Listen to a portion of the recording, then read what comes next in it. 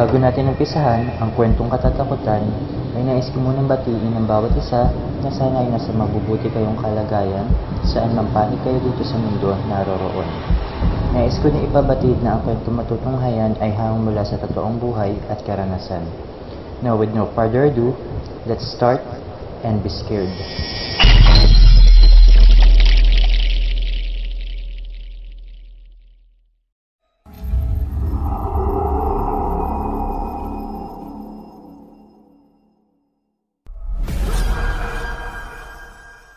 Magandang araw po sa lahat ng mga nakikinig, lalong-lalo na po sa mga admin at narrators nitong page na ito. Tawagin niyo na lamang po ako sa pangalang Ara. Bata pa lamang ako, mahilig na ako sa madidilim na lugar. Hindi rin ako takot mag-isa at mas gusto ko yung tahimik na lugar. Napansin ko rin sa sarili ko na hindi ako naaawa kapag may namamatay na tao. Mas naaawa ako pag ang namamatay ay mga hayop. Wala akong naging kaibigan simula nung bata ako hanggang sa mag-senior high school ako. Hindi ako namuhay ng normal gaya ng ibang kabataan kasi siguro iba talaga ang hilig o ang trip nila. Taong 2015 nang minolestya ako ng tito ko. Madalas niyang hawakan ang masaselang parte ng katawan ko. Binabastos niya rin ako sa pamamagitan ng salita. Hindi ko magawang magsumbong dahil alam kong mag-aaway lang sila ng mama ko at ayoko rin po ng gulo. Nagpatuloy ang ginagawa ni tito sa akin hanggang sa hindi ko na kinaya. Sinabi ko sa sarili ko na sana mamatay na siya. Mga 1 linggo pa lamang, nabalitaan kong binaril siya. Hindi ako nag-isip ng kung ano-ano. Basta, ang alam ko, wala nang mangmomolestya sa akin pero mali ako. Taong 2016, ang lolo ko naman ang gumawa sa akin nun. Muntik niya na ako mapagsamantalahan pero nanlaban ako kaya nakatakas ako sa kanya. Nagkulong ako sa kwarto ko ng 3 araw. Wala akong ibang sinasabi sa sarili ko kung hindi ang sana mamatay na siya o sana bawian na siya ng buhay. Siguro matapos lamang ang 5 araw, nalaman ko na lang na wala na siya. Binangungot daw.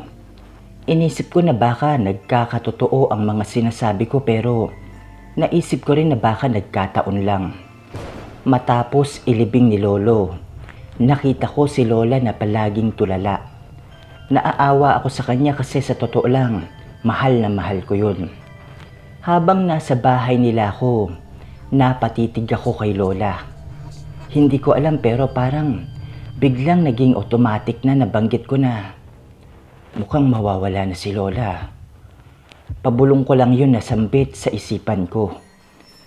Na-ospital si lola at sinabing may sakit raw ito sa puso. Nagtaka sila mama dahil alam nila na malakas pa si lola at kada buwan ay nagpapa-check up ito. Sinabi rin ng doktor na malakas ang resistensya ni lola kaya ganun na lamang ang pagtataka nila mama. Kung bakit biglaan na lang nilang malalaman na may sakit na pala si lola sa puso at malala pa. Mga 1 linggo lang, binawian o namatay na siya. Nag-aalangan ako noon na baka tama yung hinala kong nagkakatotoo yung sinasabi ko pero hinayaan ko na lang. Taong 2019, na-ospital si Papa dahil sa komplikasyon niya sa atay at puso. Matagal na siyang may sakit at nakikita ko ang paghihirap niya. Lumalaban lang talaga siya para sa amin. Alam kong malapit siya sa Panginoon kaya alam kong magiging ayos siya kung mamamatay na lang siya. Niyakap ko si Papa at sinabi kong, "Pa, hindi mo na kaya. Magpahinga ka na po." Wala pang 1 oras, binawian na nga siya ng buhay. Sobrang sakit para sa akin na sabihin ko sa Papa ko yun pero mas masakit na makita siyang nahihirapan sa mundong ito dahil sa sakit niya. January 15, 2020. Naisipan ko maglakad-lakad para makalamhap ng sariwang hangin. Halos ilang minuto na akong naglalakad kaya nung meron akong nakitang isang waiting shed, umupo agad ako. Nakita kong may isang lalaki sa kabilang kalsada at sa tingin ko ay tatawid siya. Bigla na lang pumasok sa isipan ko na mamamatay na siya. Pagkatapos nun, patawid na siya.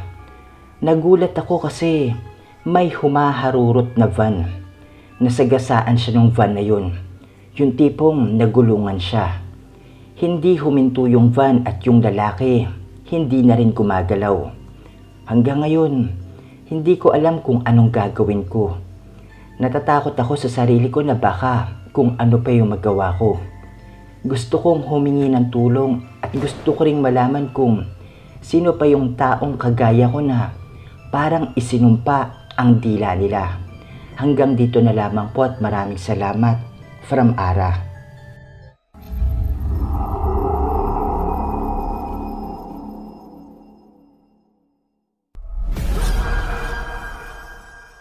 Magandang araw po sa lahat ng mga nakikinig, lalong-lalo na po sa mga admin at narrators nitong page na ito.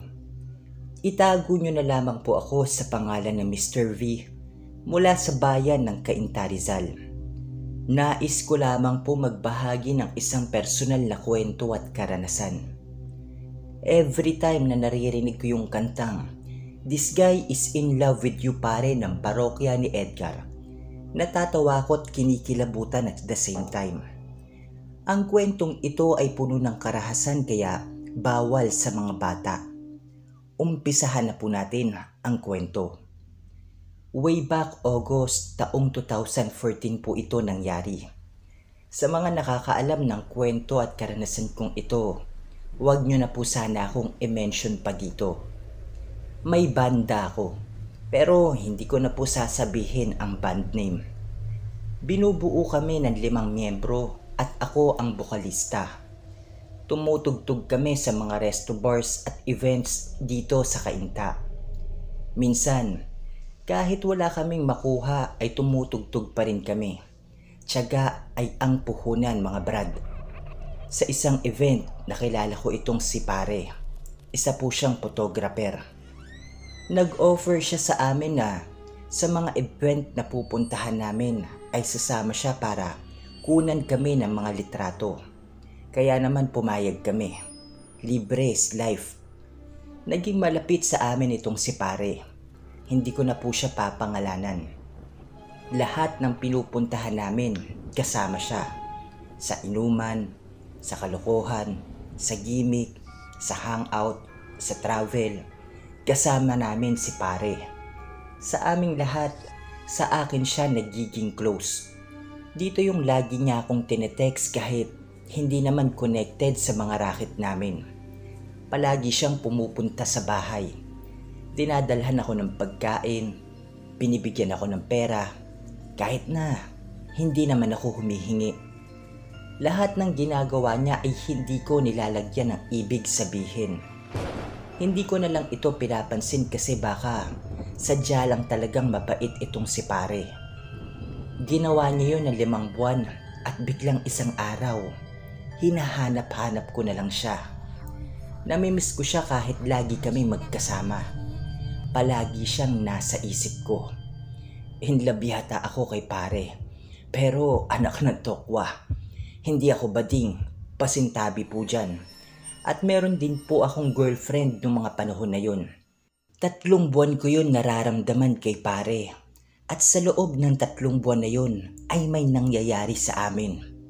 Ewan, para niya akong inuutusan at bumibigay naman ako. Sa totoo lang, nandidiri ako habang ikinukwento ko to sa inyo.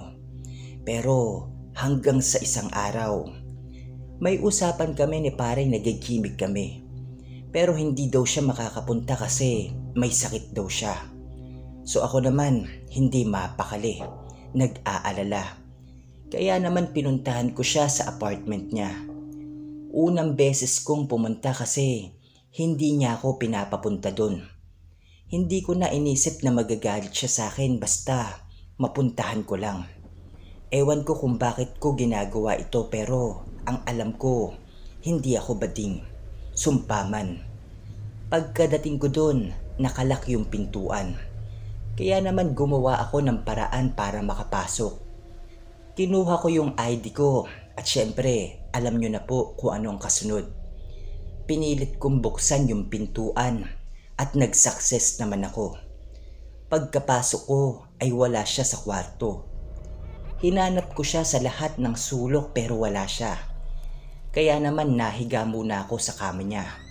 Baka lumabas lang saglit. Nung nainip na ako, umikot-ikot ako sa kwarto niya at nangialam ng mga gamit. Huli kong pinakialaman ay yung cabinet niya. Pagbukas ko ng cabinet, sobrang baho ng loob at nagulat ako sa nakita ko. Punong-puno ng litrato ko yung cabinet. Halos hubad na litrato ko yung mga nandun. Sa isa kong litrato, may mga nakatusok na karayom sa mukha ko at nilagyan niya ng mga pulang marka yung mata ko. May picture din dun ng maselang parte ng katawan ko at mayroon din itong pulang marka. Kinikilabutan ako sa nakita ko. Inilibot ko pa yung paningin ko sa kabuuan ng cabinet. May mga nakasabit na voodoo dolls at patay na daga. May mga nakasulat din sa papel pero hindi ko maintindihan ang nakasulat. Hindi ko alam yung mararamdaman ko. Halo-halong emosyon pero mas nangibabaw dito ang labis na galit ko. Pinunit ko yung lahat ng litrato at tinapon yung mga voodoo dolls. Itinumba ko din yung cabinet. Nagwala ako ng husto. Galit na galit ako sa natuklasan ko. Nag-iwan ako ng note at idinikit ko ito sa pintuan niya. Ang nakalagay dito, magpakita ka sa akin, demonyo ka. Wala akong pakialam kung may ibang makabasa ng death note ko. Umalis na ako doon at ikinuwento ko ito sa mga kabanda ko. Noong una, patawa-tawa pa sila pero binigyan ko sila ng isang matalas na tingin at inintindi na nila yung kwento ko. Simula nung araw na yun o nung pangyayari na yun, hindi na siya nagpakita pang muli sa amin o sa akin. Natakot siguro na baka kung ano pa ang magawa ko sa kanya. Matapos doon, tanggap pa rin ako ng girlfriend ko. Lesson learned, huwag magbabanda.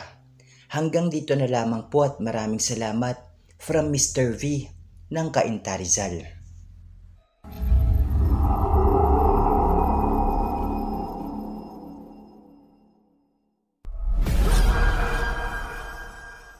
Magandang umaga, tanghali o gabi po sa lahat ng mga nakikinig.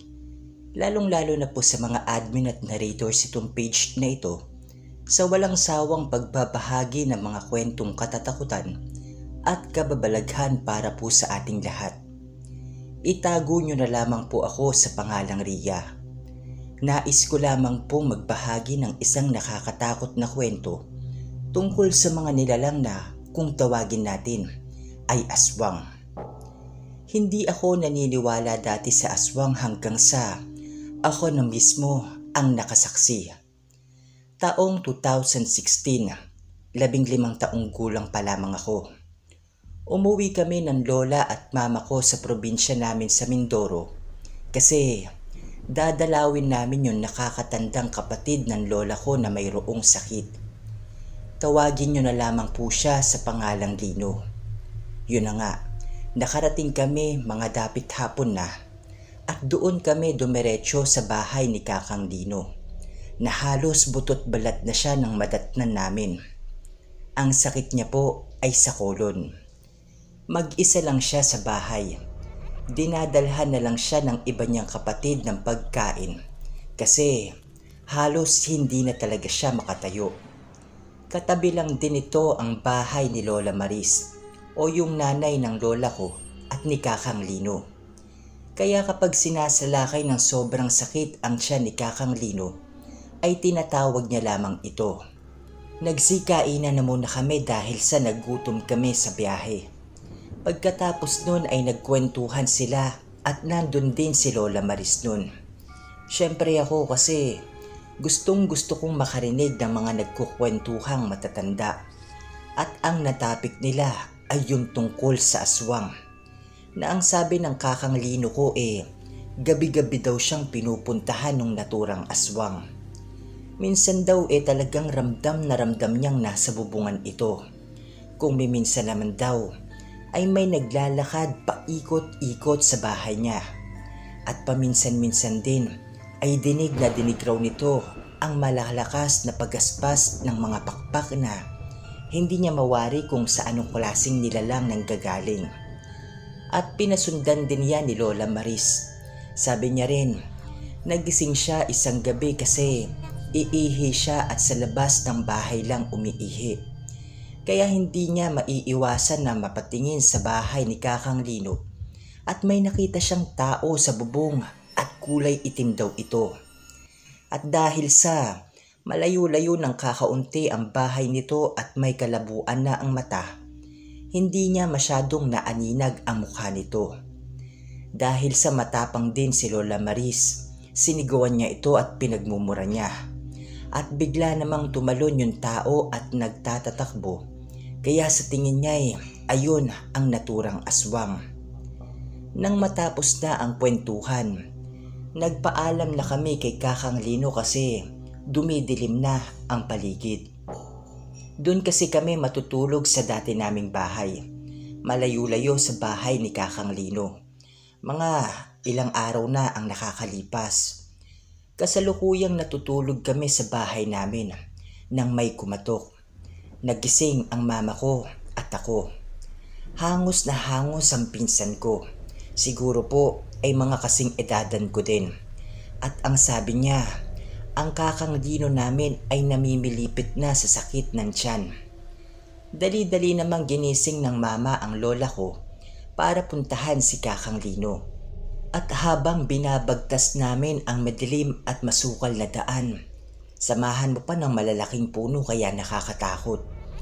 Habang naglalakad kami, nasa unahan ang lola ko at ang pinsan ko. Sumunod naman si mama, habang ako naman ay nasa likod ni mama at nakahawak sa damit niya. Nang malapit na kami sa bahay ni Kakang Lino, may nakita akong isang tao sa puno ng niyog.